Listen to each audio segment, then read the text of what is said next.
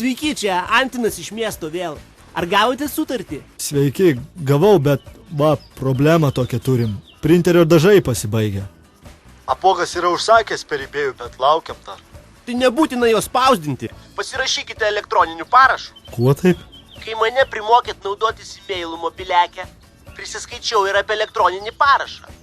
Labai patogu ir nesudėtinga. Ir sutartis turės tokią pačią juridinę galę, kaip ir normaliai pasirašyta. Rimtai?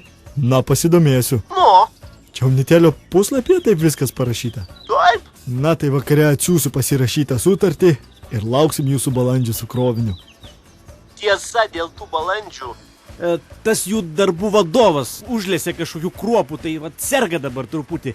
Bet manau, kad kitą pirmadienį tai jau tikrai galės skristi. Nieko tokio, mes irgi dar pilnai krovinio neparengėm, bet darbai einasi puikiai. Na ir puiku. Sniegas jau nutirpo pas jūs? Na, kaip kur? O miške pas jūs kaip? Ai, irgi taip, kaip kur, žinot.